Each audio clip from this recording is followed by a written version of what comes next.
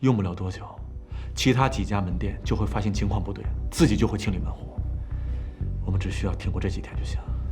我觉得这事儿吧，要不咱们大家再商量一下。这种事怎么商量？一人一个主意，到时候听谁的？啊？我是董事长，有什么事儿我担着。哎，大鱼。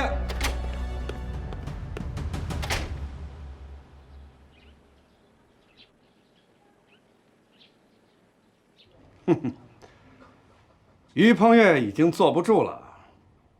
哼，前几天我问了一些在北漂房客网投过广告的朋友，他们告诉我 ，FB 公司已经在催款了。知秋啊，你做得好。哎，坐。谢谢陈老夸奖。为了这件事，我可是把多年积累的关系和人情都用出去了，还欠了一屁股债。你用心我知道，你就记住一点，只要能打击北漂房客网，钱、职位随便你许，这些都是小事儿。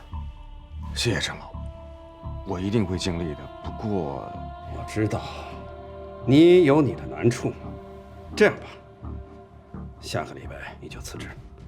至于你手下的那些兄弟，让他们再撑一段时间，尽可能的多消耗于鹏岳的资金。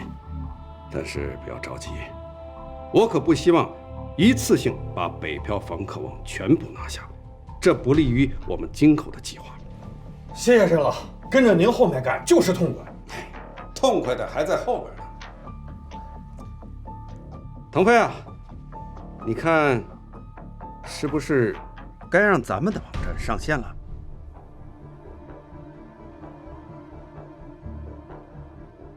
既然于鹏岳给了我们这次机会，没理由不用。我觉得这个时候正是时机。好，那咱们就四管齐下，我看他于鹏岳还能撑多久。哼！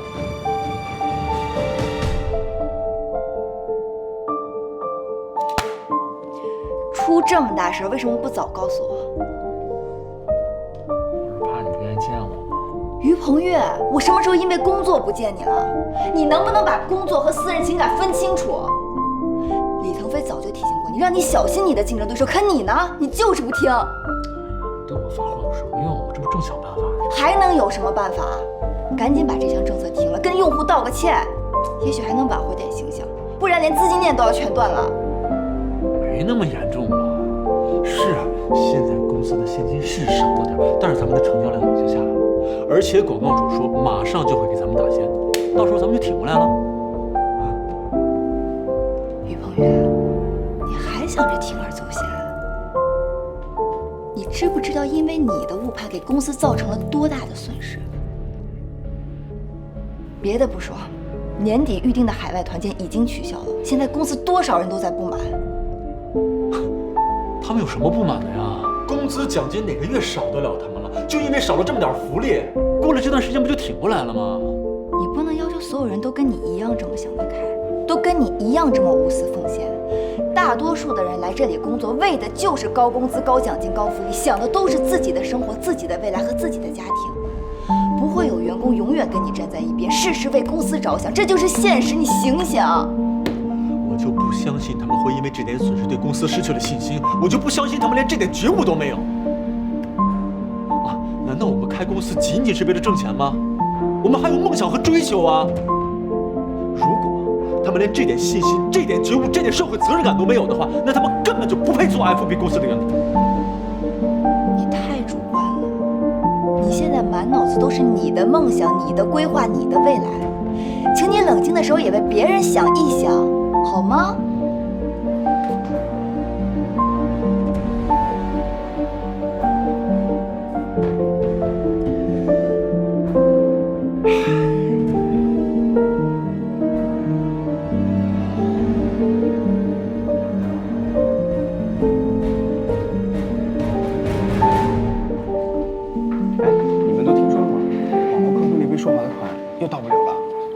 不是吧？不是之前都已经说好了吗？这谁知道啊？上面的事情咱们也说不清楚啊。那公司现在还有钱吗？出国游都停了，你说呢？哎，真羡慕你们这些老员工啊，有车发，有海外旅游，怎么到我们这儿什么都没了？知足吧你，好歹工资还发得出来。好多网络公司刚创业的时候，连工资都是借的。那我们的工资是不是也是借的呀？这谁知道啊？反正多留个心眼吧。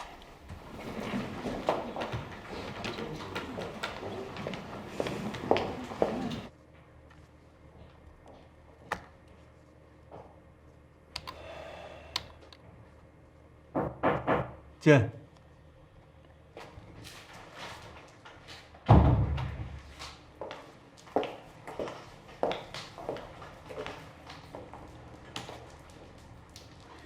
有事吗？于总，我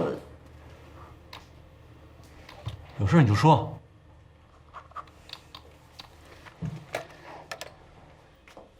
我是来辞职的。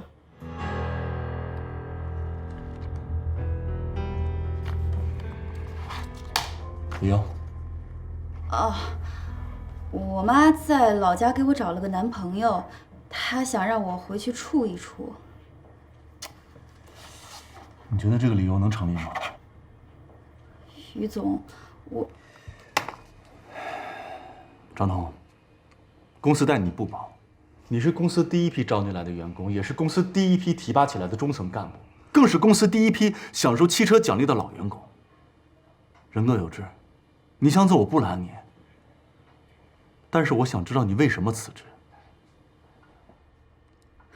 我就是想回老家。行了，你别说了。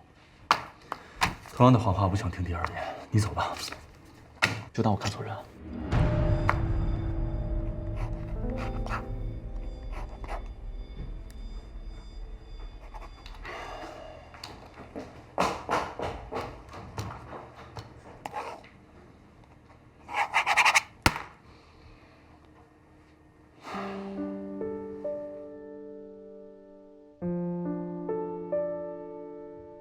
咱们的流动资金可能撑不过3天，到时候这个月的工资都发不下来。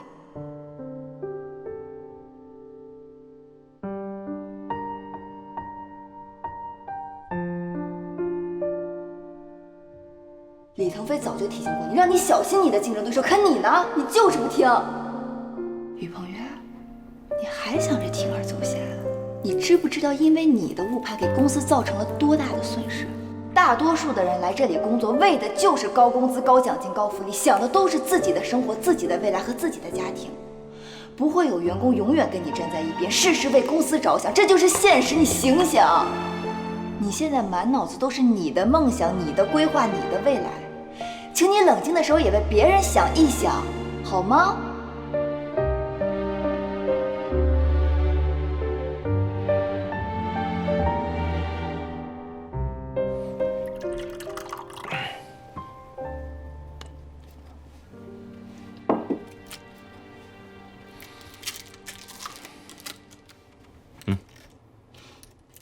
叔，大老远把我叫来，这就为了给你喝杯酒了？当然不是了。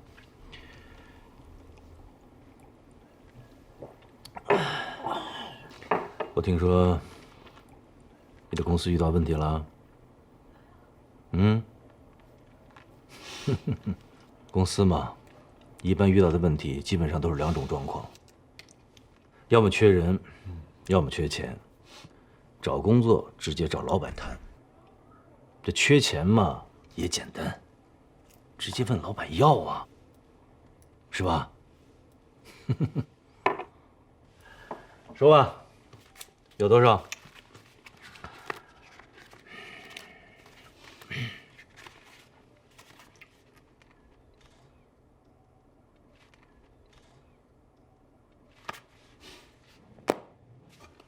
谁要说？不用了。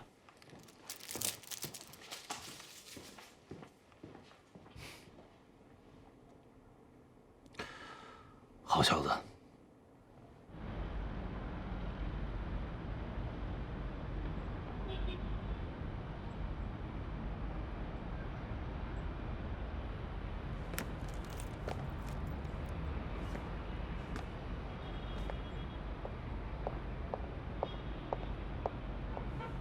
小雨，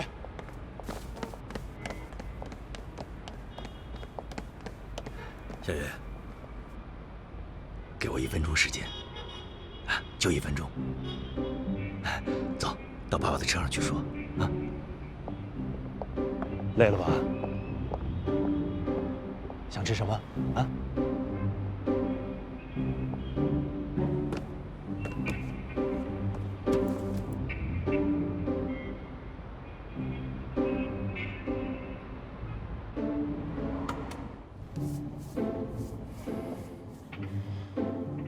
爸爸知道你今天的车限号啊，还有，我看天气预报说一会儿可能有大雨，所以你就又跟踪我？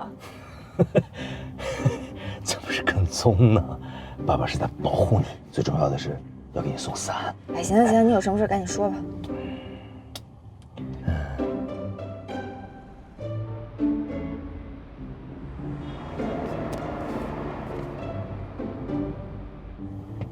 小月，爸爸听说你们公司最近遇到了资金上的问题。第一，那不是我们公司，我现在是高鹏律师事务所的实习律师。第二，不管我服务的客户出现了什么问题，那是人家的商业机密，你不要随便乱打听，我也不会告诉你。第三，没第三了，没第三了。以后你要不说，爸爸绝不乱问啊。小嘴厉害的，打小爸爸就说不过你。那是你心里有愧。对，心里有愧，爸爸心里有愧啊。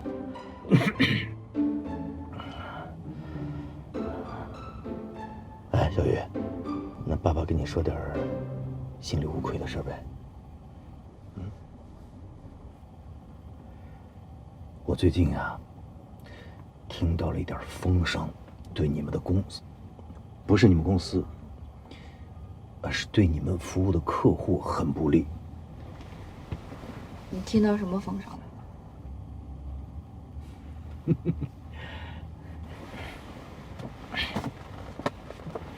小月，这是爸爸送给你的礼物。你如果收下了，爸爸就一五一十的全都告诉你。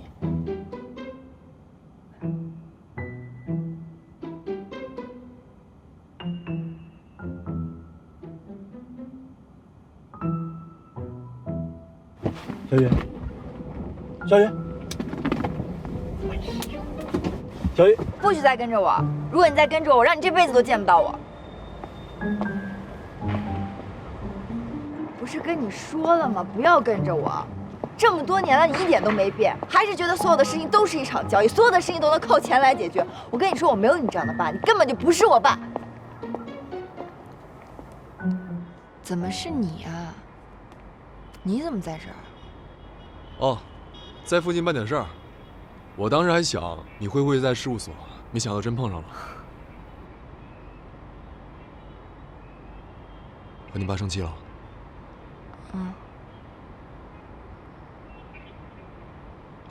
算了，我只是看你这个状态有点担心。你要不想说的话，就不要说了。俗话说，清官难断家务事。一旦是牵扯上亲情和血脉，很多事情就没法用法律、道德和利益关系来衡量。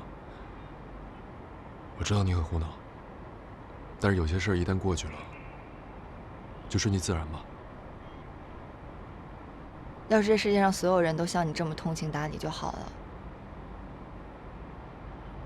其实是感同身受。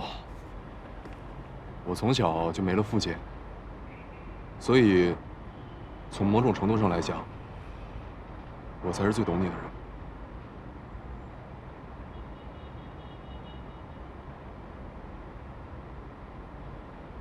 哦，对了，那个，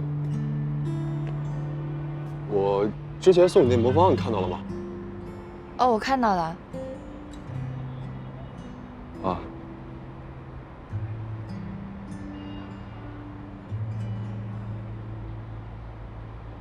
你有没有什么要说的？哦，谢谢你啊。你就没看到魔方上那些图案，还有摆在一起的样子吗？我看见了，前台小妹拿给我的时候一大包，你怎么买了那么多魔方啊？前台小妹给收了。嗯。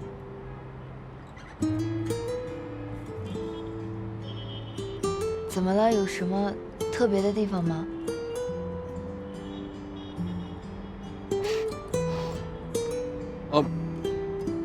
没有。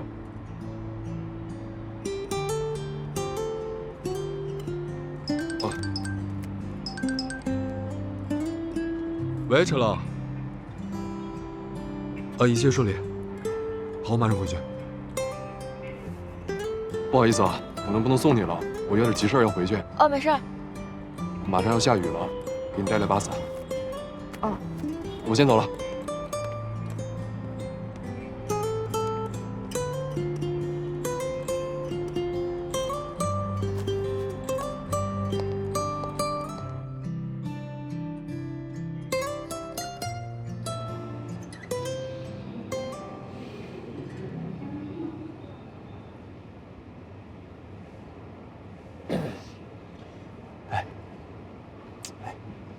最爱喝的粉红佳人，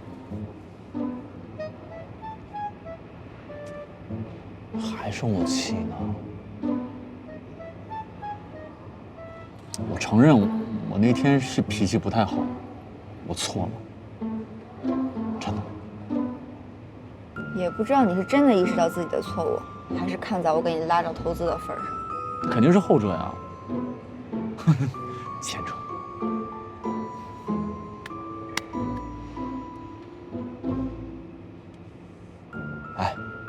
这次介绍的公司靠谱吗？反正是问了一大圈了，这些人还是张律师介绍的。现在除了他们，根本没有人对 FB 公司感兴趣。谁说的呀？前段时间好几个人找我呢。以前是以前，现在是现在。哎，你又不是不知道，这些资本多么的现实啊！早上还趋之若鹜呢，中午收到信了，晚上就翻脸不认人了。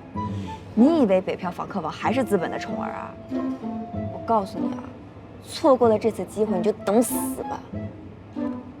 喂，你别咒我行不行？你也是北漂访客网的股东哦。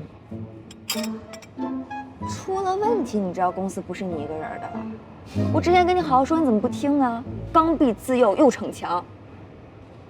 要不是你死要面子，还相信那些广告商的承诺，咱们现在至于连工资都得拆借？别再说我了，这不马上就挺过去了吗？我答应你，我今后多听员工的意见，好不好？别戳我的痛处。我不戳你几次，你能长记性啊？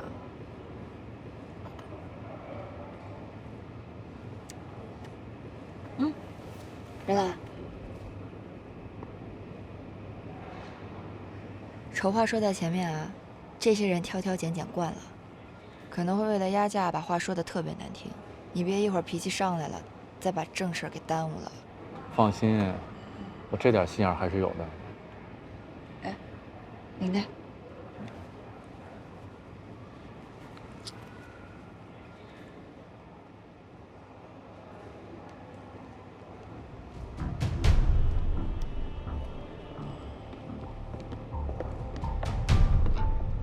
贵公司的情况呢，之前我们也和王律师沟通过了。客气的话我就不多说了。听说贵公司不久前由于决策失误，导致现金流出现了问题，不知道是真还是假。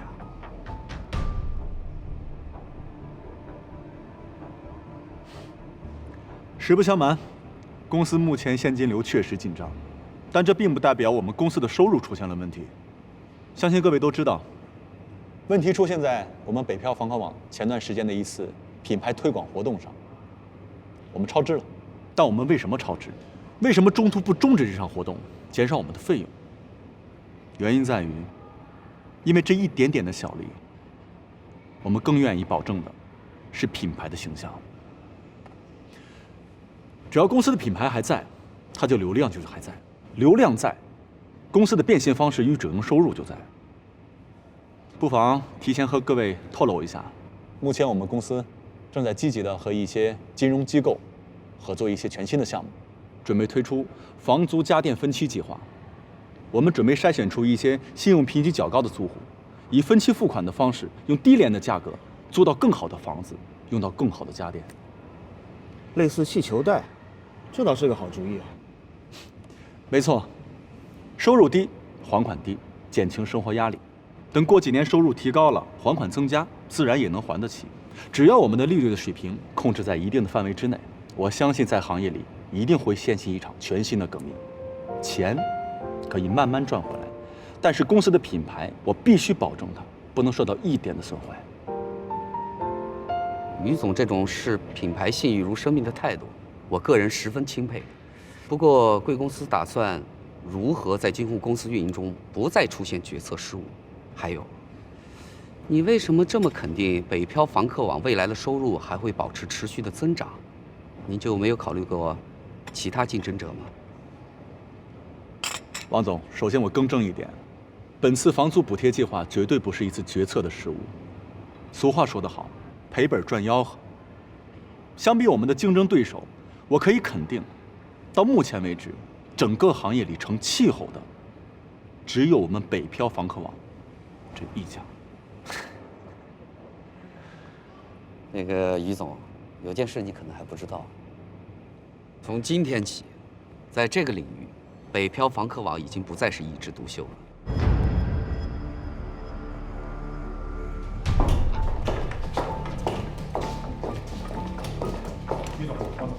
所有人都到齐了吗？齐了，经理以上级别都在会议室等你了。通知所有人下班之后不要走，具体工作等安排之后再决定。所有人都已经快下班了，让你通知你就通知，都什么时候了还讨价还价？你快去吧，于总不会无缘无故让大家加班的。哎，对了，你顺便跟行政部门说一声，今天的晚饭由公司统一给大家订。去吧。你也是，发这么大火干嘛呀？外边再乱，你自己都不能乱，你一乱，底下的人就更乱了。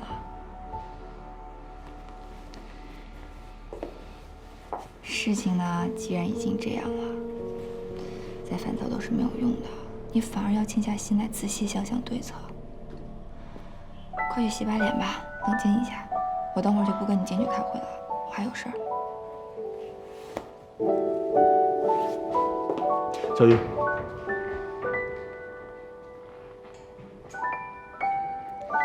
谢谢你。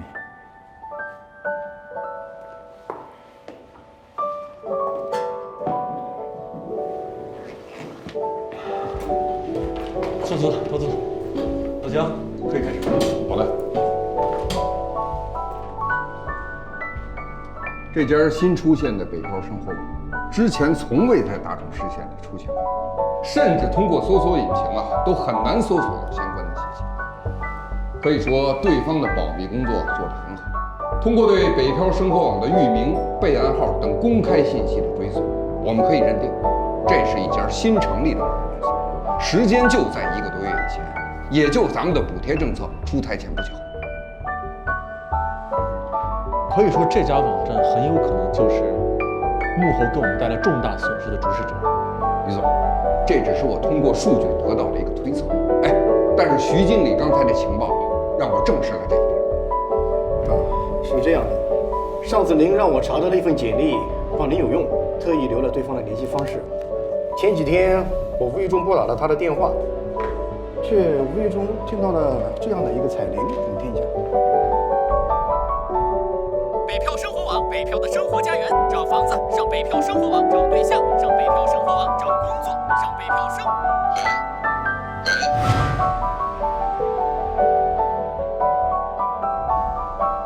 又是这个叶知秋，这个叶知秋还真是阴魂不散啊，他还能有这本事呢？不对，他自己搞不出这么大的名堂，背后一定还有人。对，我同意于总的看法。为了证实这一点，我还让徐经理假借猎头公司的名义，为这个叶知秋建立了一份个人档案。他这么喜欢狡兔三窟的人，8成一定行。没错，不过对方也很警觉，只交代了自己是北漂生活网的副总裁，其他的相关信息诸如做过什么项目、手底下带过多少人之类的，有助于我们从侧面了解这家公司的内容，他是一概不提。这个叶知秋，竟然只是一个副总。他这样的顶多是个副总，我跟你说，这都便宜他了。这就证明他只是一个打手，派了这么多高端的打手，看来这个敌人很重视我们呀。还有什么其他的信息吗？有。我在北漂生活网的备案记录上发现了一个叫做润海科技投资有限公司的企业，这家公司就是北漂生活网的创办与运营者。我又通过工商局的网站查到这家公司的法人代表叫郭美英，再通过网络搜索郭美英发现这个名字跟很多家公司有关，而这些公司的幕后老板都指向了同一个人，这个人就叫陈虎生。陈虎生，男，现年61岁，玉兰集团董事长。几年前他以闪电般的速度收购了大半个高氏集团后，是首次步入了中国富豪榜的榜单。据坊间传言，这个陈虎生原本只是一个打工仔，后来呢是因缘际会，成为了上海有名的郭氏财团的倒插门女婿，借势成立了玉兰集团。他还改名换姓，让大家以为他原本就是一上海人。陈虎生这个人呢，传言很多，但流传最广的就是他当年白手起家，在上海滩是一路打拼，最终俘获了郭氏财团白富美芳心的风流韵事。他这个人性格孤傲，但极为精明，投资的眼光很准。投资的领域主要有房地产、科技、环保、文化传媒等等。特别是10几年前在互联网大潮刚刚兴起的时候，他就投资了几家网站，无一失败，均获利丰厚。正是由于他在商界的成功和地位，人们都尊称他为陈老。看来我们跟这个陈老还真是有缘哈。怎么，于总您认识他？当年我们4个一起创业的时候，跟他打过交道。他的一句话，甚至改变了我们的一生。包括成立 FB 公司，做北漂房客网，可以说都是拜他所赐。大岳，完了！陈老，我现在非常怀疑您的投资眼光。是吗？那说说看。高赔付那么垃圾的项目，您都能打8分，凭什么我们的项目只打7分？就是啊，为什么呀？这纯粹是胡弄。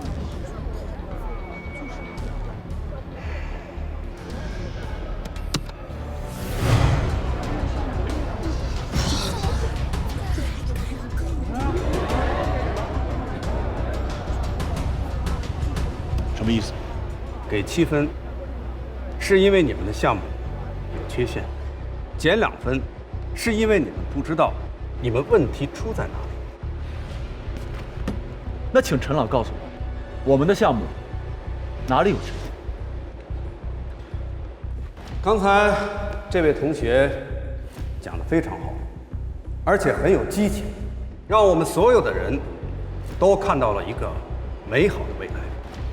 是，生活在不同城市的人们，可以在一个虚拟的空间里面对面的工作、上班、开会，来解决一系列的社会问题，这很好。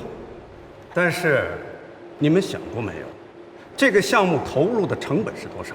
今后运营和维护的成本又是多少？你让我把话说完。产品销售的价格如何设定？企业接受的能力又是一个什么情况？我给这个项目投资，你们打算在多长时间内给我多大的收益？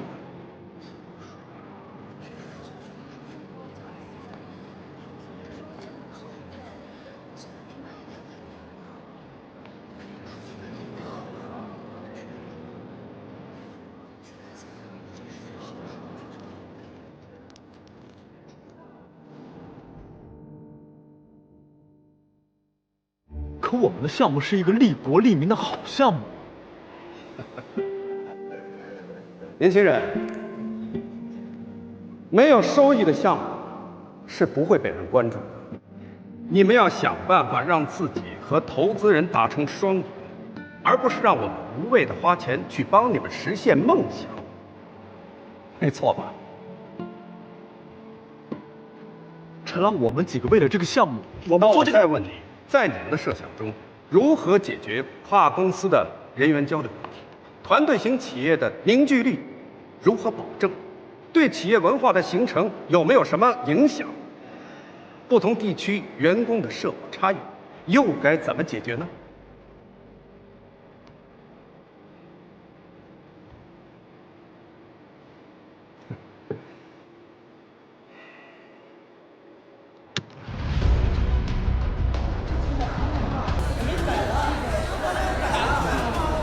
直接打0分不就得了吗？改什么改啊5分还是很高了，又减这2分，是因为你太自负。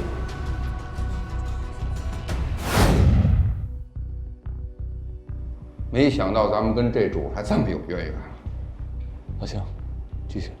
哎，好嘞。据说这些年啊，陈虎生跟他老婆的关系不大好，2人一直没有子嗣，因此呢，这郭氏家族成员与玉兰集团内部陈虎生的直属派系在权力归属方面是常有争吵。于是乎，这陈虎生就想到来北方另起炉灶。当然了，这都只是传言，不见得是真的。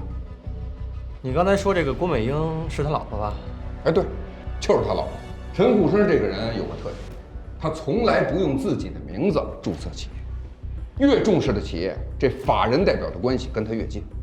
到目前为止，在与陈虎生有关的上百家公司中，用郭美英这个名字来做法人代表的，这还是第2家。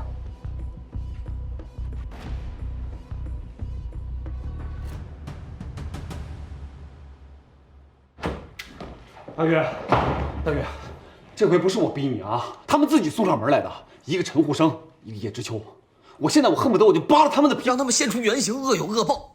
从现在开始，我工资不要了，大岳，你都拿去，你跟他们干，直到把他们都趴下为止。哼，你也太抬举我了。现在是敌强我弱，能不能扛得住还不知道呢，怎么可能一下就打趴下了？坐。你要有信心，你行，你肯定行，我相信你。哎呀，行了，别在这给我戴高帽子。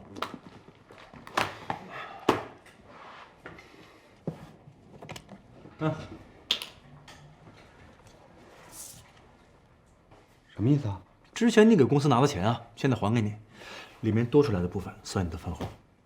大鱼，我没说要离开公司啊！再说了，这钱当时不是说好的吗？我自愿投给公司的，我又不是借的，你还我干嘛？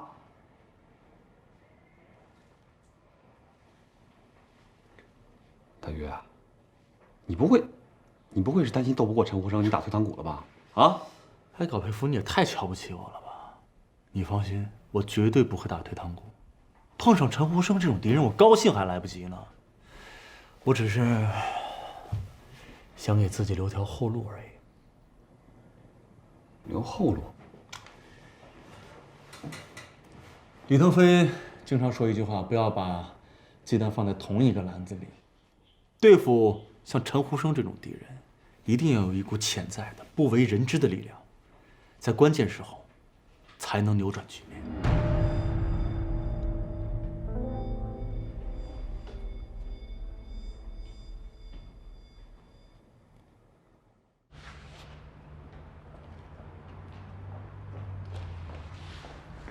陈老，上海家里电话，夫人打来的。喂，梅呀，什么事儿啊？我能有什么重要事儿啊？我不像某些人，日理万机，出门都1个多礼拜了，也不知道打一个电话。夫人啊，我这都不是为了工作嘛。哟，为了工作，玉兰集团能有今天，还不是你一个人干出来的。美英啊，外边的人这么说，怎么连你也这么说呀？这些年来，我做的这些事儿，哪件不是为了郭家呀？哟，你还记得郭家呀？我以为你早忘了，忘了当初是谁救的你，忘了玉兰集团是怎么发的家，忘了你是郭家的倒插门女婿。这怎么能忘了呢？是你救了我，是郭家给了我机会，是郭家帮助玉兰集团在上海站稳了脚跟，这些我都记着呢。记着就好。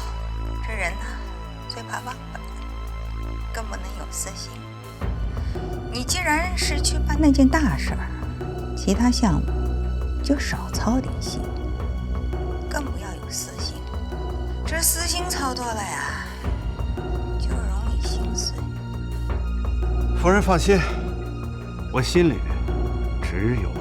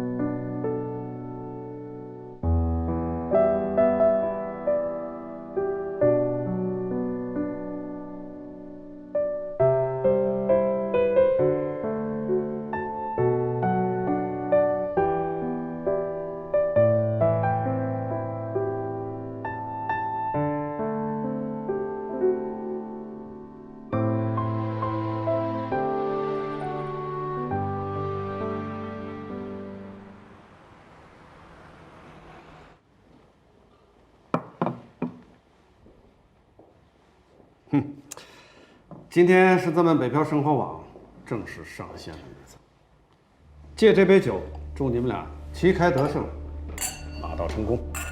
谢谢指导。坐。腾飞啊，跟你的老同学、好兄弟交战，是不是心里有点不好受啊？商场如战场，战场之外是兄弟，是同学。战场之内，那就是敌人，是对手。各为其主，没什么不好受的。好，我就喜欢你这种性格。我陈护生闯荡商场30年，从来没有看错过眼。说实话，北漂房客网找到了一条好路子，只可惜被于鹏岳给走歪了。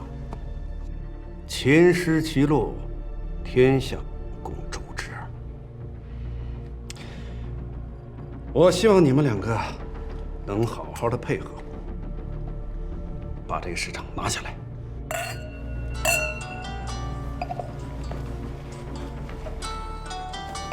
不好意思，石老，是我妈。喂，妈。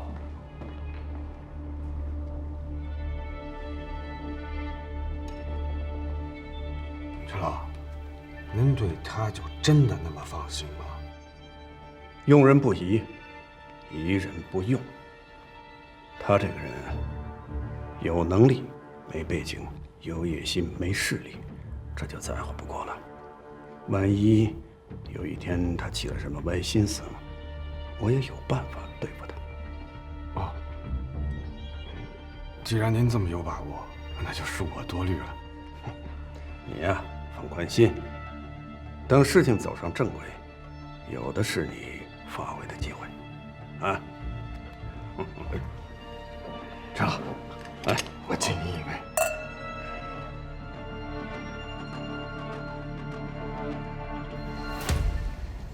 真没想到，咱们居然惹到了一条大鳄。我现在还真是有点后悔放走老大了。你不是说他一走，整个公司的思想都统一了吗？话是这么说，但少一个人拉着我，帮我查缺补漏，我还真有点不适应。现在想想，当初李腾飞说让我注意潜在的风险，我非是不听。尤其是那些靠背后资本支持的竞争者，是我自己麻痹大意。你呀，要是能听进去别人说的话，你就不叫于鹏岳了。这话说的在理啊！我于鹏岳是谁？打不死的小强，他们不就是靠钱砸吗？来呀，谁怕谁啊？我就不信了，原装的还搞不过一个山寨的。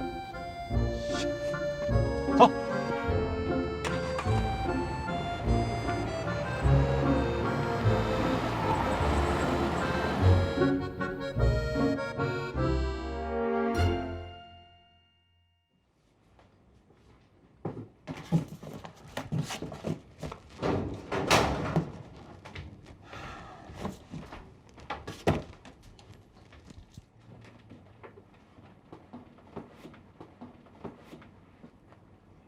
你这是？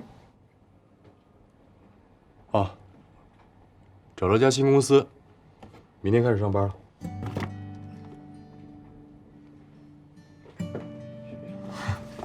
什么公司啊？还能什么公司啊？互联网公司呗。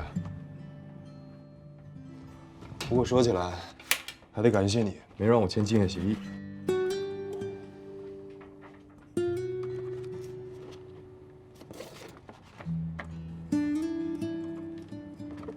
有什么话你就说，吞吞吐吐的又不像你啊。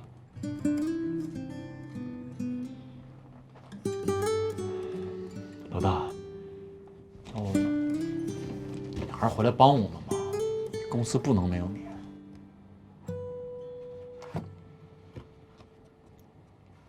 晚了，合同都签了，我已经把自己卖出去了。